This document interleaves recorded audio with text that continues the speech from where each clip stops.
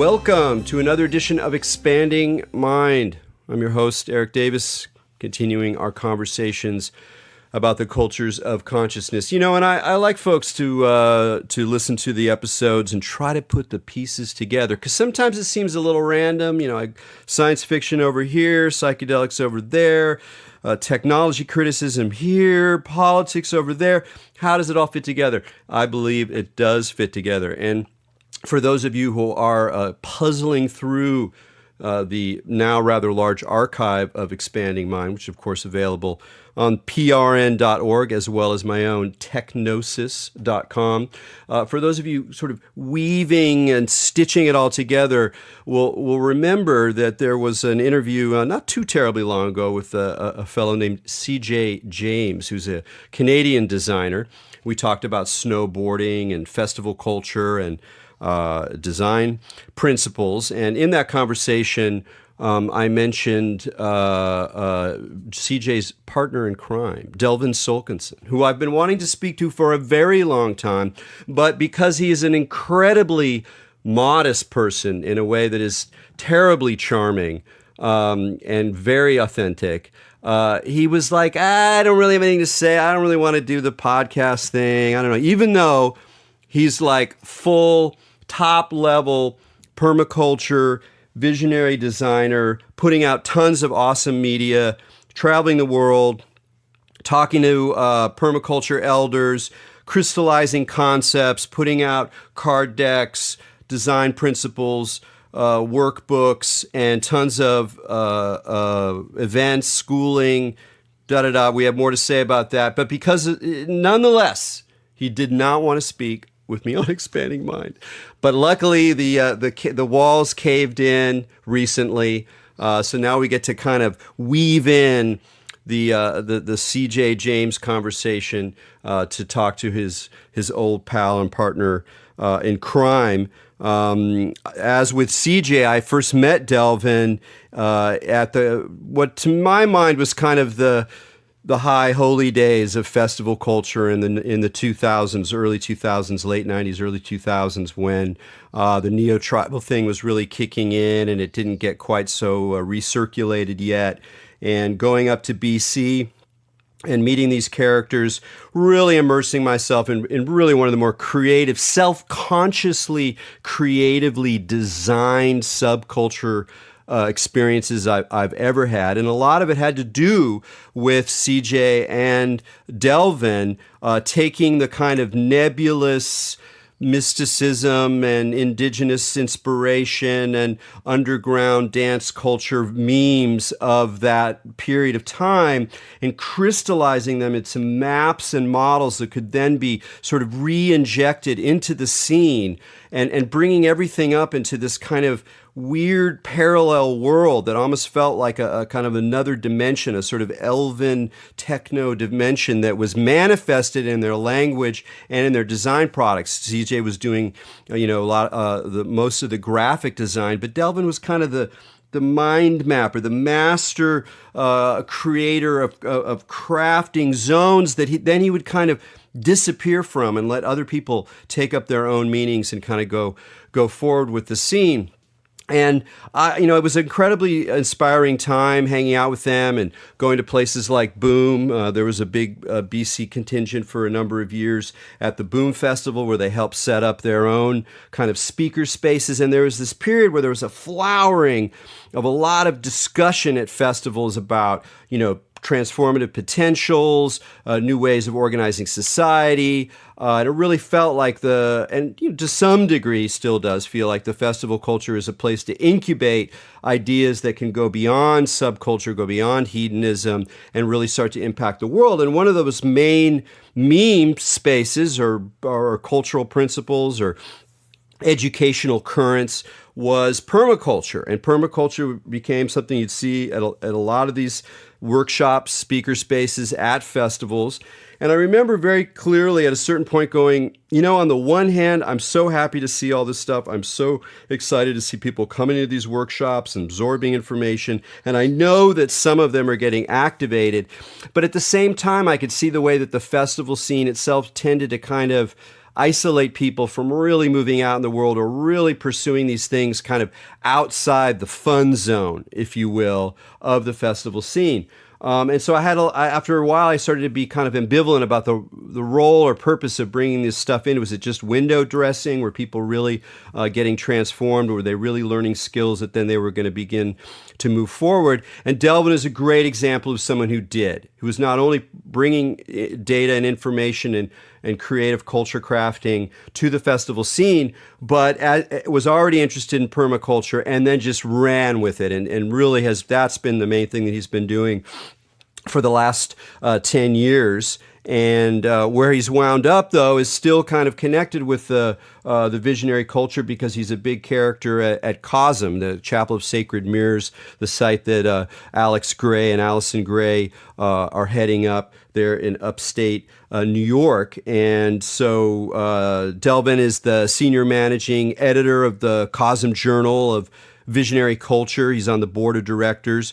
And probably most importantly, or the stuff that I really want to talk about, is he's also heading up their Visionary Permaculture Design program. So really taking that kind of vague but sweet, sentimental attraction towards permaculture from, the festival perspective of like, hey, this is another way to organize the world. It seems to resonate with these visionary ideas, and really taking it to the next level. He's put out a lot of tremendous material on permaculture, and he's studied with everybody, Bill Mollison, Larry Santoyo, like tons of characters. He's an activator, so he's a fermenting bacterium of elven excellence. So Delvin, thanks for joining me on Expanding Mind. Thanks, Eric. This is a really momentous time for me since you were such a formative influence back in the early days where we were generating these memes around visionary culture and future culture and certainly permaculture. So thanks for having me. Yeah, absolutely. And again, I'm just so happy to have seen what you've done, that you didn't stay inside the kind of weird underground or subcultural sort of, in a weird way, it's kind of a fantasy world of the festival scene. And you took some of its potential and sort of ran with it. And one of the things I've always really liked about you and the way you approach things is you're very upfront about your influences. You were one of the first people, probably a little bit to my chagrin, to call me an elder. And I was like, man, elder, I'm barely 40. Like, oh God. But you did it in such an awesome way that made me realize it made me pay more attention to the need to be conscious about what knowledge I hold, what knowledge I am transmitting, what knowledge has been transmitted to me, and being clear about that and being true to those kinds of transmissions in a way that I think postmodern culture tends to undermine. You've always been very clear about your influences and very clear about honoring the teachers. And that comes through in your permaculture materials, which are a great introduction to permaculture, but also, and part of the reason they are is because you clearly absorb so much from so many amazing figures that you can really synthesize and map in a way that brings people, into the conversation. So I guess I'd like to start out talking a little bit about your journey as you got deeper into the practice, philosophy of permaculture, both in terms of your own working with the land and working with gardens, but also beginning to travel the world and meet these incredible characters, Well, you were certainly a big part of the journey. I mean, Technosis was a real landmark and a touchstone. I met CJ James and Nasco Ripple at Simon Fraser University, and we were all doing cultural studies, and we were in the festival scene. We had a collective called the Tribal Harmonics Collective that did micro festivals and events. And I was paying my way through school by gardening. And as we started to travel and get involved, I think we met you even maybe in San Francisco. We were also in the sort of psychedelic conference circuit that John Hanna was putting together and others. And we were really exploring the implications and applications of this new ways of thinking about the world. And when I moved up to the Elphinstone Rainforest from Vancouver, I stumbled upon Phytomphilos Farms. Phytomphilos means the umbilical cord of the planet. And this man there, Lance Wildwood, said, "Permaculture design, have you ever heard of that? Let's do a course together." And we were on this working farm, and I was with CJ James as well, and we started studying permaculture design from the perspective of the festival culture, really. And we were both brilliantly brought in and felt totally at home with the concepts of an ethical design science, and thinking about what does it really look like to both be scientists and also care about the things that we're studying. But we were also amazed that this movement that called itself a design movement had really poorly designed media. Really looked like it was a bunch of like backwoods farmers kind of teaching people about how to garden and farm. Which in some ways it was, but of course the implications of what they were teaching was far beyond the garden and the farm.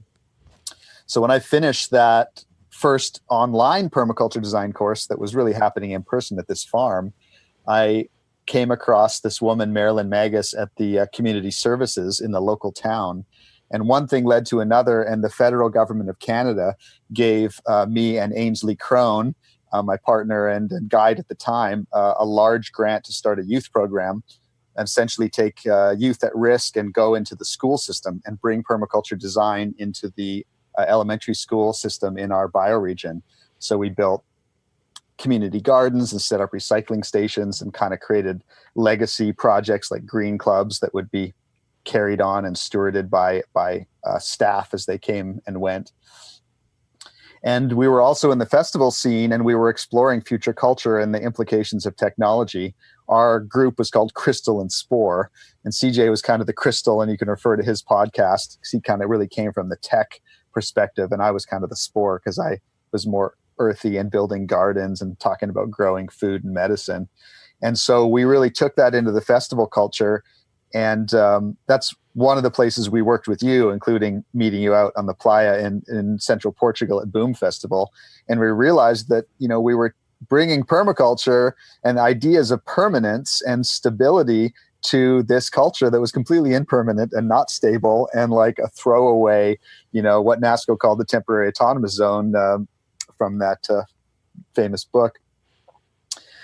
So it was an interesting paradox to be like, how can we come into a place that is so temporary, and how can we teach about permanence in that context? So that was really interesting, but people are hungry for it. And a lot of the festival culture people are really seeking to, you know, live within their values and be a more caring culture. So absolutely. Well, I mean, I think it might be good just for, you know, some of the folks who aren't as familiar with the permaculture or have heard the term. I know it's a huge field, but if you could talk about it a little bit in terms of particularly the implications it has for culture at large or for human life at large. Like permaculture has always struck me as almost more than any other design science that I know, is that even when people are talking about really concrete things, the maintenance of the soil, you know, how you use worms, how seasons change in the land, how if you're going to work land, it's good to spend a lot of time not doing anything on it before you start to make moves and getting to learn how it works. That even when people are being very concrete with their description of their practices, there's always an overtone. There's always like an allegory or a larger principle that you feel can apply to life as a whole, to technology, to urban experience, to interpersonal relationships, to consciousness, to the theories of knowledge. And that's always been really, you know, it's always struck me as being very particular to the permaculture vibe. So when you were bringing some of these concrete principles, and I, you know, invite you to describe some of the ones that are most important to you, it seems like you, in particular, because of your concern with design, your meta consciousness, you're a very meta person. So even as you were really concrete with the gardening, you had that meta perspective that really was taking permaculture as a larger map. So how did you kind of work out that relationship, or how did you see yourself moving forward with the practical, even as the bigger view, the meta mind was also opening up? Interesting question. Well, permaculture, one of the principles is moving from patterns to details. And one of my mentors, Larry Santoyo, said, never trivialize permaculture by giving really short answers. So maybe I can kind of give a two-part answer to that question, and that also clarifies a little bit about what is permaculture design. One of the central concepts, which I sometimes call the principle of the miraculous, life creates life, is that, the reason that we're able to be here today is because nature is designed really well. And certainly if we both left the spots, and if the listeners left the spots where they are right now for 1,000 years, things would get better and better and better. You'd have a ancient rainforest before long with increasing diversity of plants and animals and insects, and that natural ecosystem would clean the air, it would clean the water, it would build the soil, it would address the ecological problems that we're facing, restabilize the climate. And the reason why nature is so successful, and the reason why we're here today talking, is because nature's designed really well. And I think indigenous people from all the beginning of time, from the beginning of consciousness, and modern scientists as well, really look to nature through direct observation and realize, wow, nature is an operating system. I call it OS Gaia 2019 because it's changing and evolving each year. And like all operating systems, it can be reduced to a set of principles. And these principles are drivers, design drivers for what's happening. So part of the concept with permaculture design is that we can take these principles that are the secrets of nature's success and apply them to our own decision-making processes and our own designs. And the idea is, in the same way they do that for nature, maybe they can really help us to save time, energy, and money, live in alignment with our values, and essentially make better decisions that create more permanent cities, farms, gardens, more permanent places and habitats for humans and everything else to live. But Toby Hemingway is one of the teachers that was really influential on me. I studied with him in Portland and in Vancouver. And he had a primer that I thought really explained permaculture well in a more detailed way. He kind of looked at resources and energy on the planet and divided it into three things. He said there's degenerative resources. These are resources that when you use them, they're used up. And when you use them, the world around is polluted and degraded. So degenerative resources would be things like oil and natural gas, nuclear energy. So the starting point for permaculture, the larger pattern, is like, we cannot have a civilization dependent upon energy and resources that destroy the planetary ecosystem and ourselves and are totally used up, even though they're in limited supply.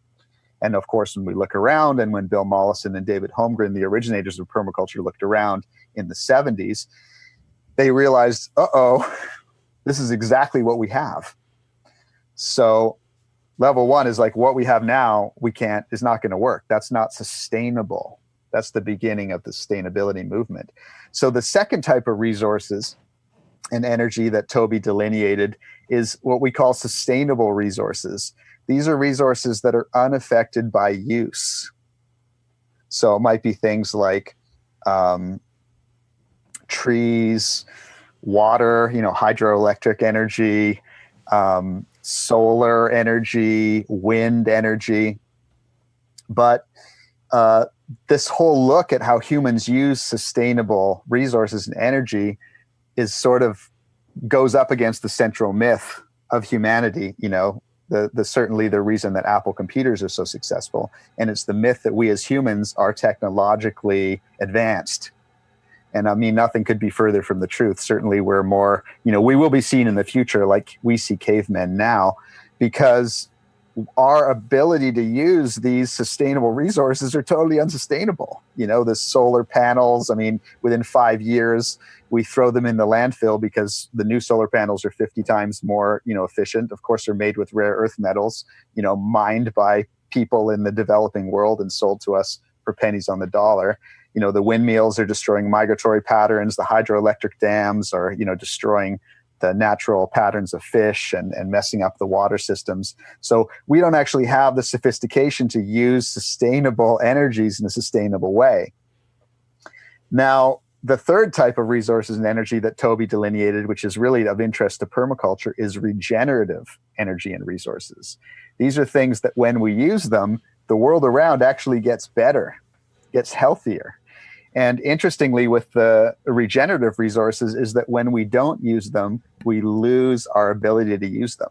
So we actually have to use them in order for them to have that regenerative effect. So, one might think in the human world of our brains, don't think enough, brain turns to mush, or, the couch potato, where if you don't use your muscles, they atrophy. But of course, if you work out, your muscles get stronger, and then you have more ability to get stronger. If you use your brain, like listening to this podcast, the more you use your brain, the more capacity you have for evolutionary thought and evolution of consciousness. But in a really simple way, we look around and say, well, nature is a regenerative system. Leave it alone, and it regenerates the world around it.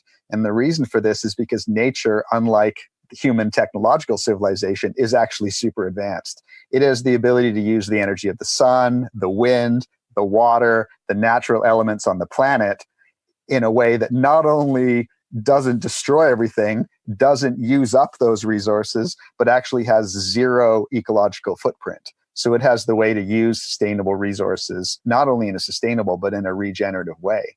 So the bottom line of permaculture initially is like, wow, we need to do that. We need to mimic nature. We need to be able to use the energies and resources of our planetary ecosystem in a way that actually makes everything healthier and more abundant. Well, what I love about the way you frame it, and I know that partly what you were presenting were general permaculture ideas, but very much filtered through your crystal and spore lens. And one of those has to do with really like breaking down the metaphor and saying, no. Nature is designed, it is like a technology, it is acting as a technology. And by the way, kids, it's way more sophisticated than all the stuff you have.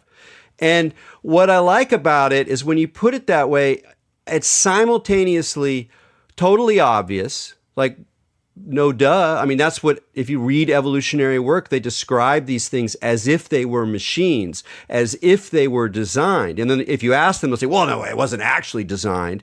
But it's basically saying that the conditions of evolution itself give rise to design principles, design solutions, sophisticated novelties, explorations, more efficiency, et cetera, et cetera. So they're already speaking that language. And yet, so on the one hand, it's totally obvious. And on the other hand, even me, I'm open to this stuff, like I'm into it, and there's still a little bit like, whoa, that's a little far, man. Like our technology is pretty sophisticated. Like there's this human investment in human superiority that is so intransigent and it's so widespread. It's like the resistance that people have to acknowledging that plants are intelligent.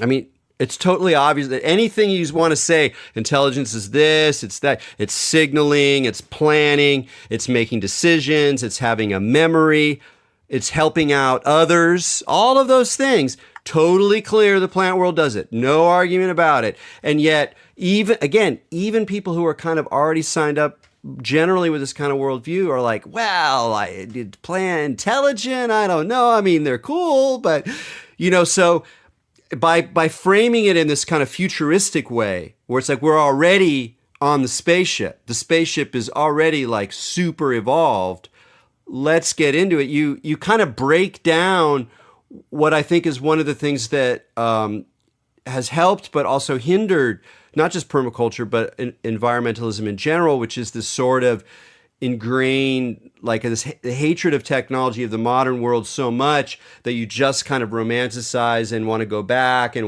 that the reasons for that are very understandable. But by saying, no, that's just not the right framework, it really makes it pop in a way. And I mean, I can only imagine that when you frame things that way, you see the lights open up in people's eyes when you're doing your workshops and presenting your materials.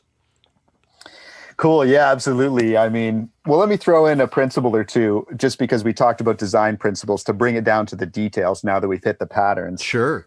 You mentioned Bill Mollison and Larry Santoyo, which are two of my favorite and most beloved teachers. So maybe I'll take a page from them. One of the design principles that Larry Santoyo has taught me about, he calls create conditions. And idea as designers, that it's really it's kind of a Taoist idea, really, is that we're trying to create the conditions for things to happen. So again, with this human-centric concept, we think, oh, we grow plants. It's like, we don't grow plants. We're not gods. Plants grow themselves. But certainly we can create the conditions for plants to grow more successfully. And in permaculture design, we're really looking at, like, what are the conditions for a successful business? What are the conditions for a loving relationship? And by studying the conditions that exist for successful relationships or businesses, then we can apply those to the new ones that we're creating. And we can really help to create the conditions for success. So in permaculture, we're really thinking a lot about working in collaboration with nature and in collaboration with the living processes that we're working with. It's not like we're forcing anything to happen. We're not in control, but there's a collaboration that we can have. And that's a unique piece that we as humans have the ability to do because of the way our consciousness works, is that we can glean from observations these design principles, and we can use them to inform the environments that we're creating. Bill Mollison, who I did extensive study with, that was my mentor for my first diploma and my master's in Tasmania. One of his original design principles is problems are solutions. And I think this really speaks to the creativity in the permaculture paradigm, or post-paradigm, as I like to call it. Oftentimes, the way that we approach problem solving in normal design science is, here's a problem.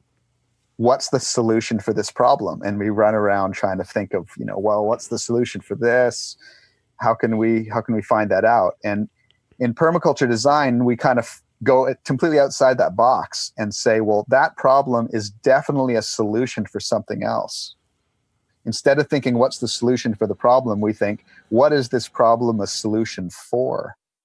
And often that kind of out-of-the-box thinking leads to these really low-impact, amazing solutions that totally come from outside and are a little bit more effortless, where it's like, oh, we got too much of this.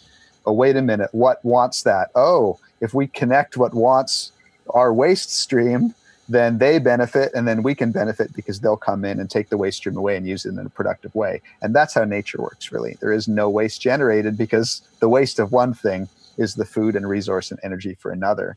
So there's a couple examples of permaculture design principles and how we can use them in our own decisions. Yeah, that makes a lot of sense. That whole idea of cultivating the ground, I think, is really an interesting one, because I know you've been very influenced by Taoism. It was something we connected on, whether it's Chuangzi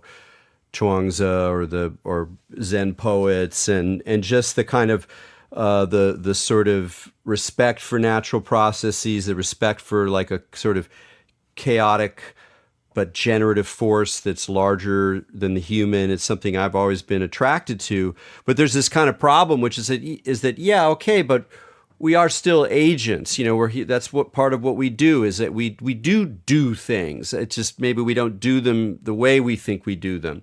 And so I think part of the challenge is to not get the human completely out of the way and just go, no, the human is just an effect of larger forces. You can't do anything. You have no agency. Just give up and submit. But at the same time, you can't go, yes, but we are the crystal, willful agents of history. That old story is clearly really stinky at this point. So what is our agency? And the agent of the creating conditions, the agency of creating conditions, which is kind of like the agency of the gardener, where you do have some control and decisions to make about soil, but you're not making the plant grow. And I've even noticed that in my own life recently, as like there's certain areas of my life that are blocked, And the closer I focus into the actual problem or conflict or whatever, the more and more impossible it seems. It's like you get super heady. It's like, oh my God, it's like, no, if I do that, then it's like that. If I do that, it's like that. Oh my God, stuck. No way out. And that's the stuckness. But you like move back a couple of scales and you go, where is this taking place? Oh, it's in this larger framework. Well, what can I do to like take care of that? And it might just be like you say, like, oh, I'll just exercise more. Or, I'll just be, when I'm feeling good about the situation, I'll just be really sweet, It doesn't, that's not going to solve the problem, right? But it's just going to be, but then you find that sometimes quickly and sometimes slowly that creates a ground for real change, but you're not pushing the particular change.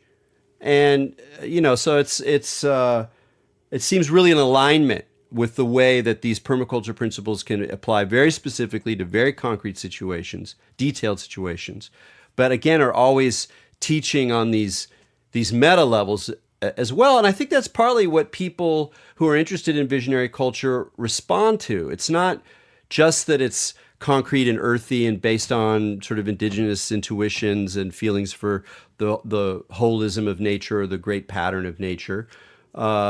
That can be cool, but that can get a little stuck. It's also that it's permeable. It works with overtones and works on different levels and kind of like a visionary experience. Oh yeah, it's like a concrete thing that I'm seeing, but then I see its archetype and I see the way it fits into the cosmic pattern, and now it's talking to me like it's alive, like, oh my God, but there's something in permaculture itself that has that visionary quality, and you call it, visionary permaculture design. And you do it at COSM, where a lot of kids are coming for different reasons, maybe not to study permaculture because they like visionary art. They want to be part of a proactive, cultural movement. So when you're doing that kind of work, specifically at COSM, how do you kind of weave these worlds together? How do you show how these concrete principles are also part of, a quasi-indigenous or nature-based visionary view of the cosmos? That's great. Well, I love teaching out here at COSM with my partner, Grace Solkinson. And the program, maybe I'll tell you a little bit about the program here, and the answer will come out through that description. It happens over a year. And in permaculture, observation is the first principle. So we spend a year, we travel through all the seasons, and we observe a number of different systems over that year, ourselves, as well as the natural ecosystem around us. But everyone has a project that they focus on. For some, it might be a business or a practice. For others, it may be a garden or a landscape or a farm. And we spend the year traveling to different places to see permaculture systems in action. There's a saying in permaculture, which I got from Toby Hemingway: if a picture's worth 1,000 words, then a model's worth 1,000 pictures. So we really are going to see working models as a way to understand the concepts instead of just talking about them.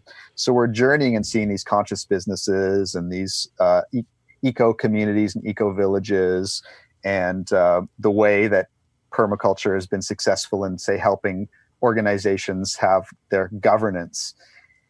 And this whole time, people are really thinking about their project that they thought of, their garden, their business, their relationship. And then at the end of the year, in this kind of postmodern way, all of the things we've read about and discussed and worked on and seen in action and are kind of applied in a really personal, intimate way to people's own projects. And they have a final design project. And the idea is that they're really applying what they've learned. They're applying the principles of nature to help take their project to the next level and help them decide, save time, energy, and money, while living in closer alignment with their values. That's kind of the promise of permaculture.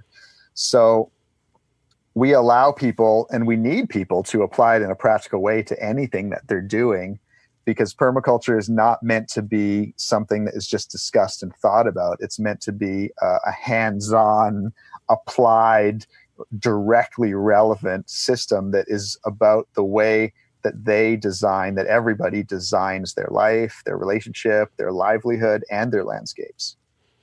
Yeah. It's when I hear you talk about this, I also really hear someone who's both gifted in and very conscious of, again, another meta level, which is the level of teaching itself. Like, it's not just that here are these principles, I need to communicate them. There's different ways of communicating them. We could do X, we could do Y.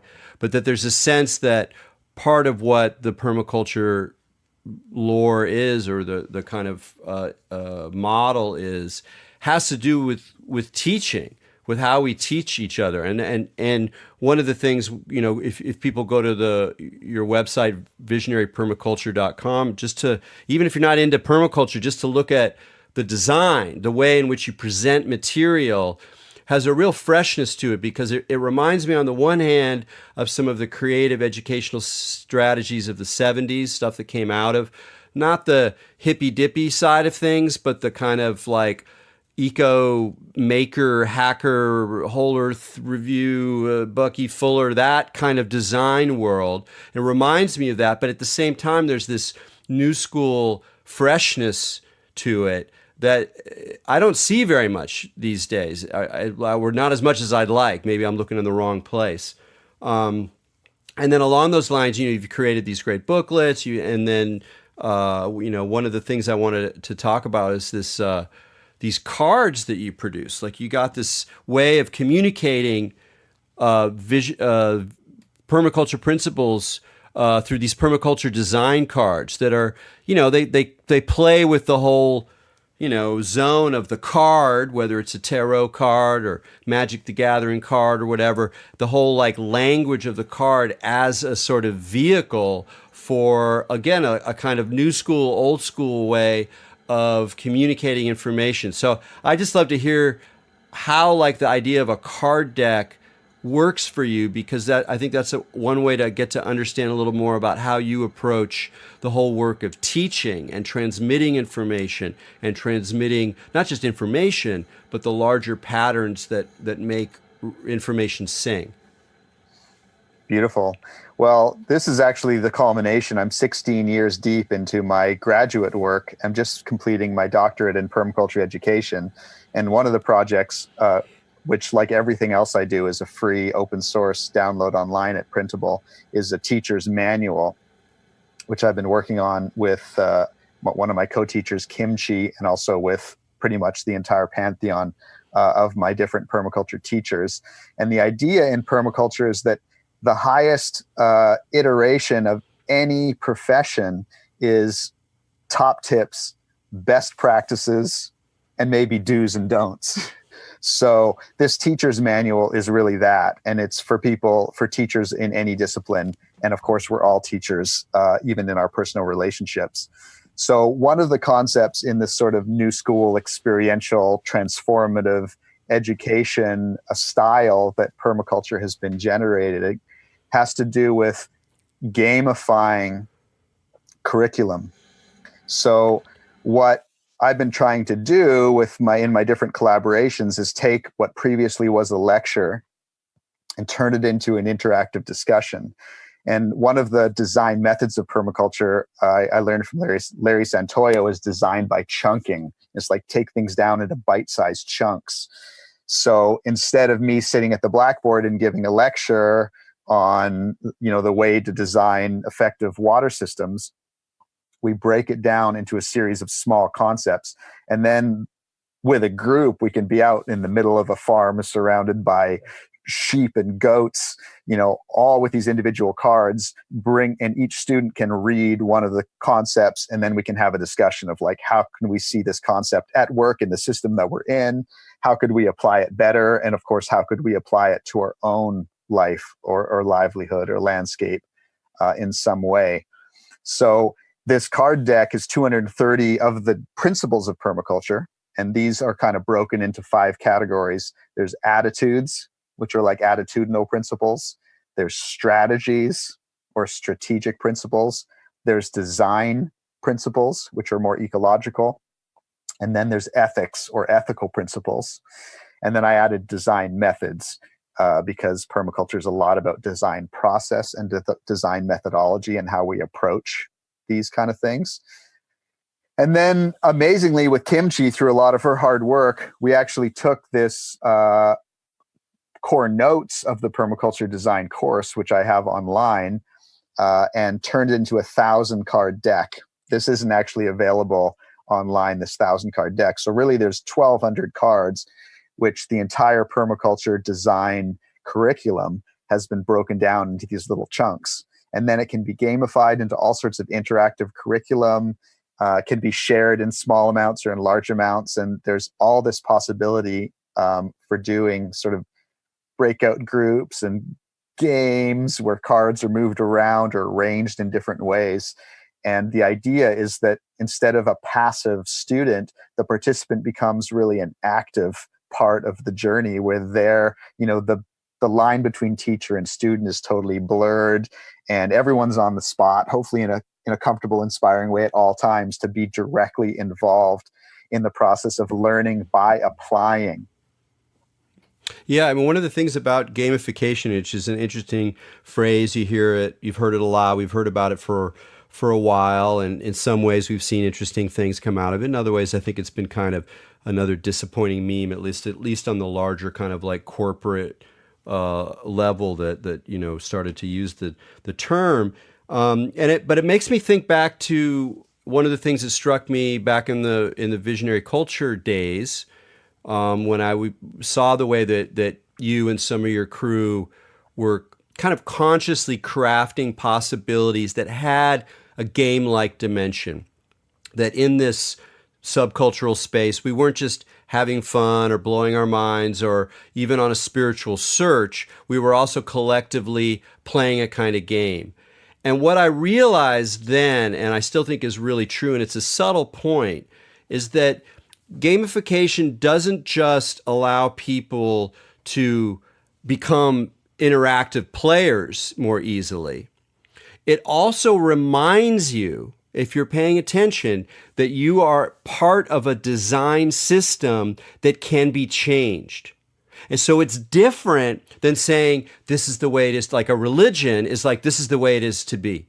This is what we do here. Are you going to join our group or not? If you're joining the group, then we think this way, then the holidays are these holidays, then the rituals are these rituals. And it is a game for the outsider. They look at that and they go, oh, that's a kind of weird little cult game. But from the inside, it's like truth. But if you're like, no, we're playing a game and we're seeing what the results are, you're always also aware that you're part of a human design, cultural design, symbolic design, practice design that can be changed and operated for the purposes of continuing to play the game. So I think it's, really kind of significant in terms of that aspect of the game playing that is deeper than just it gets people involved. It's more fun. It's a more fun way to teach than just standing in front of a blackboard with a piece of chalk.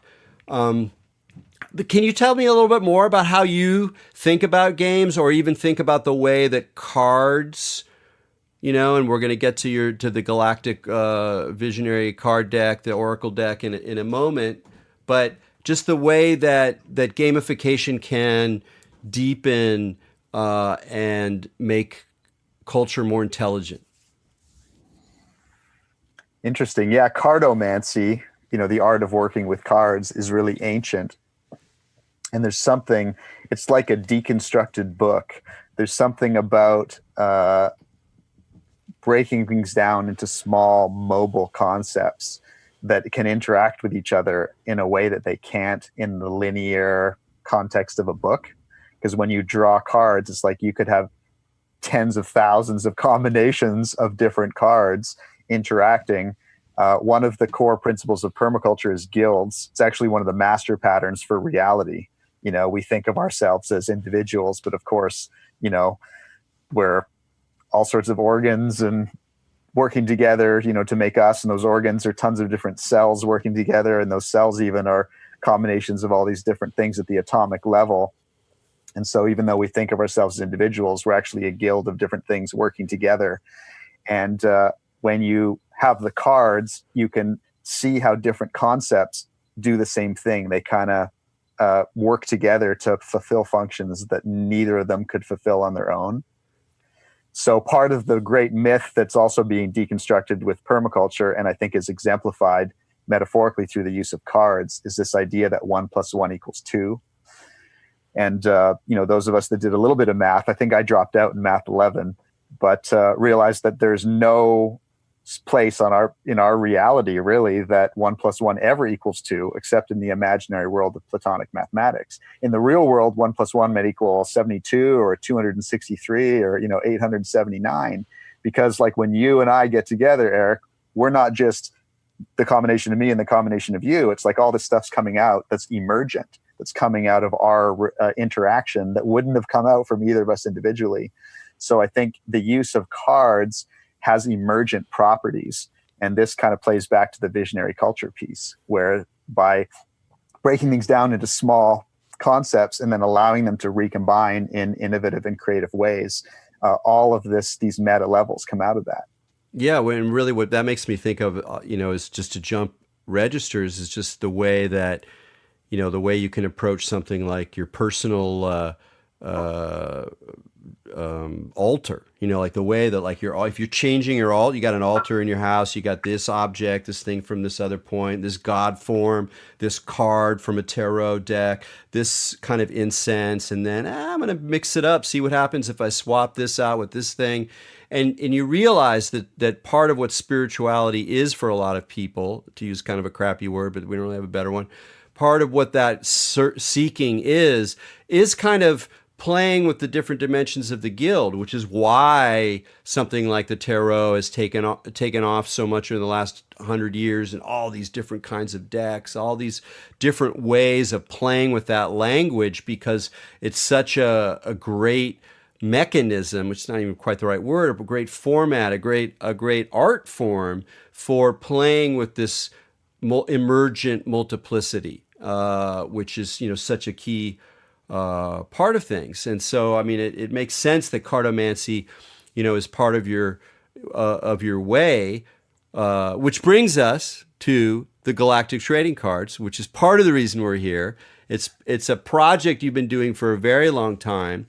So why don't you just talk about how the project began and why you decided to kind of, finalize it, or at least bring it to a completed deck form at this point, even as you're doing all your permaculture work.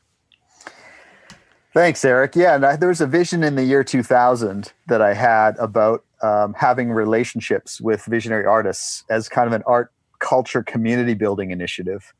And the idea was to bring all these artists together and create a media vehicle for sharing art of vision, for sharing art that was about the inner and the deeply outer, was about people having these flash or experience where they saw something that they'd never seen before that was utterly novel and inspired awe and inspiration, and really fueled their own creative process of making more art, music, dancing, whatever forms of creativity that they expressed. And this is very much in alignment with what we're doing here at Cosm Chapel of Sacred Mirrors. We are a church of creativity. And one of the bases for the church is really that people's own experience of being creative allows them to have a direct contact with divinity in a really intimate and personal way that's outside of anything dogmatic or prescribed or any kind of system.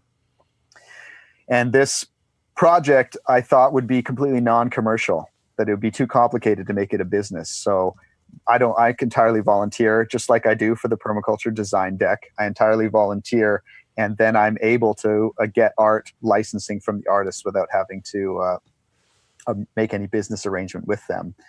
And so it's also about the art culture community building piece is about connecting different cultures and traditions together and showing that although we're all unique and different, and each culture and each country and each artist really represents a uniquely creative reflection of the visionary impulse or spiritual reality, or whatever you want to call it.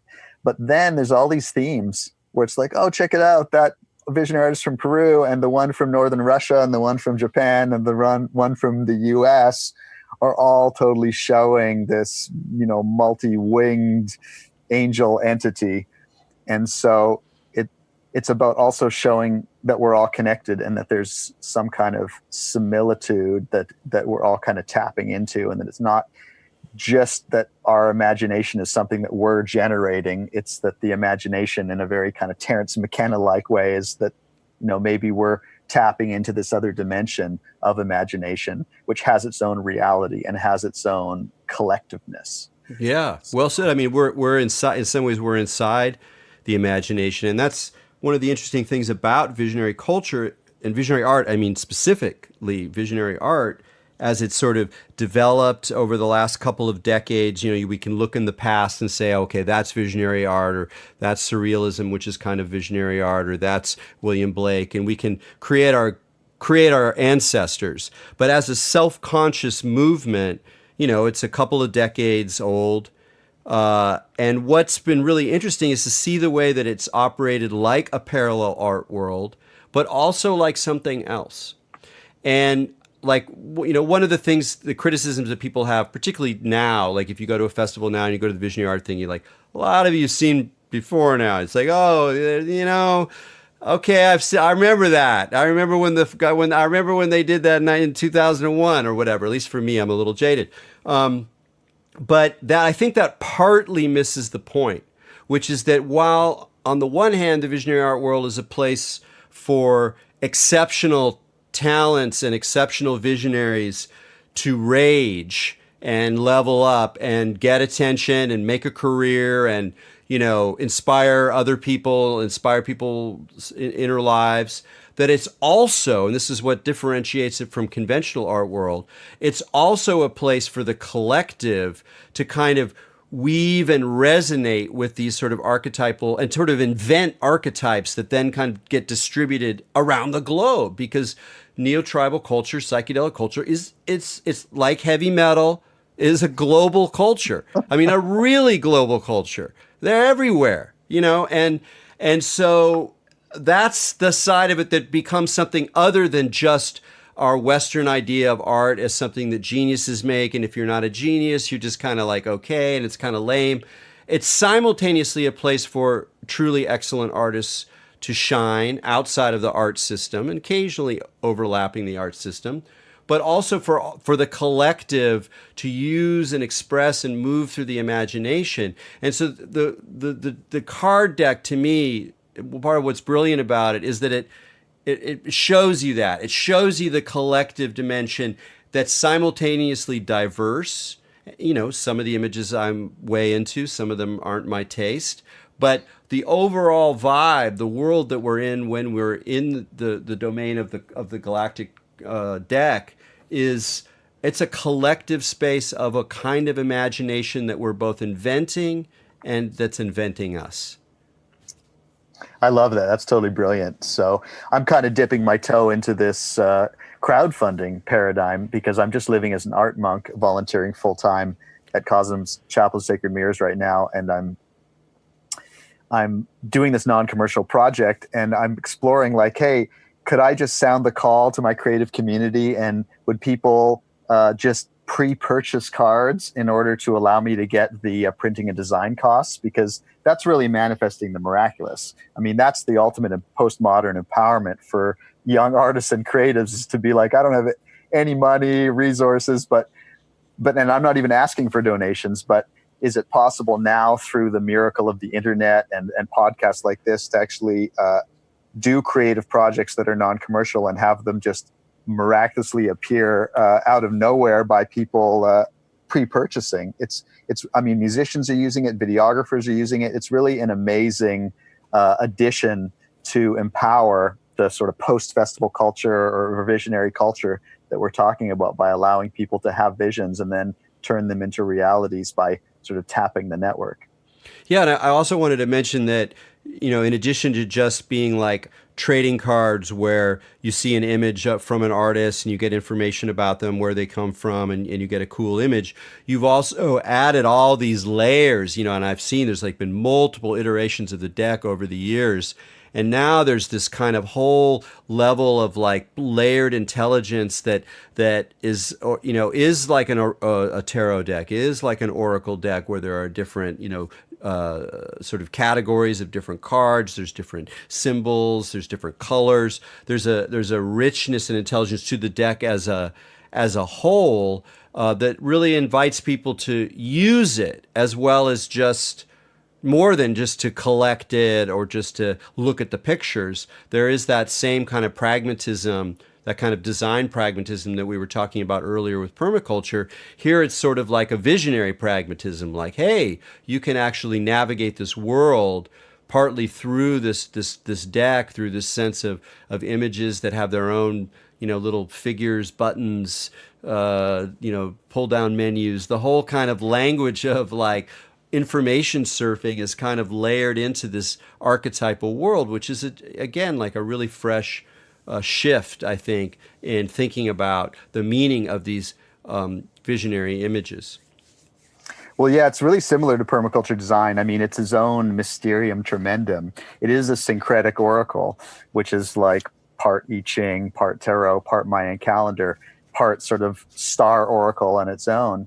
But the same idea that, I think is really indicative of all good oracles is that they create a type of confusion where you ask a question, you say, I'm designing a relationship, I'm starting a new business, I'm designing a garden, what should I do? And then the answer you get, there is a confrontation with a certain type of confusion of like, well, how does this apply to my question? How does this apply to gardening? And then through this creative process of working through that, you start thinking about your question in a new way. It gives you creative fodder for your decision-making and design process, and ultimately puts you in a better decision to make, to move forward yourself. It doesn't tell you what to do. It just gives you more creative fodder to make the decision yourself. Yeah, that's very, very, very well put.